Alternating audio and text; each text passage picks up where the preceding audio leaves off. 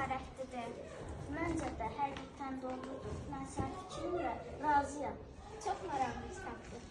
Mən orada dostum. Leyla, ne güzel dostlarınızla yığışmışsınız. Uşaqlar, mən də Leyla'nın nənəsiyəm. Əlinizdə kitab olduğuna görə çox sevindim. İndi görək mənə maraqlıdır. Siz doğrudan da kitab oxumağı çox sevirsiniz. Ondan mən də sizə qatılım. Buyurun. Uşaqlar, indi mən sizə bir neçə dənə hekayələr danışacağım. Amma diqqətli olun ha. Mən onlara ait suallar verəcəyim. Mənə diqqətlə qulaq asın. Mavi balıq və qırmızı balıq. Bir gün iki dənə balaca balıq dənizdə üzərkən bir dənə yem gördülər. İkisi o yemə tərəf gedərkən burun-buruna gəldilər. Mavi balıq dedi, ikimiz də bu yemi yemək istəyirik.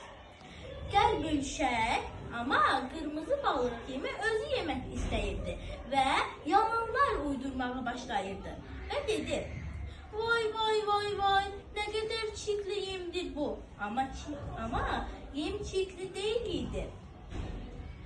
Və bunu mavi balıq başa düşmüşdü. Uşaqlar, sizcə mavi balıq nə etsin? Məncə mavi balıq qırmızı balığa nəsihət versin. Məncə də onunla razılaşsın, sonra isə ona desin ki, düzdür, mən səninlə razılaşıram, amma gələn dəfə bir-birimizdə bölüşərik. Məncə o ona dostluğun gücünü göstərməlidir və bildirməlidir ki, əgər indi mən yesəm, sən istəyəcəksən, sən yesəysə, mən istəyəcəm. O görə bölüşsək, ikimiz də istəməyəcək və doyacaq.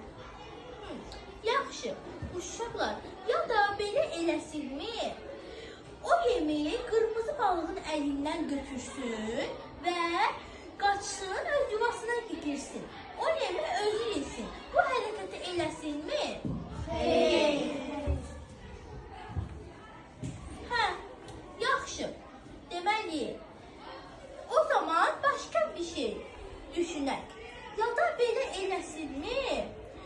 O yem götürməsin, qırmızı balığa versin, gitsin başqa bir yem tapsın və qırmızı balığın yanına gitsin və desin ki, sən mənə bu yem paylaşmadın, amma mən səndən paylaşacağım. Deməli, hər zaman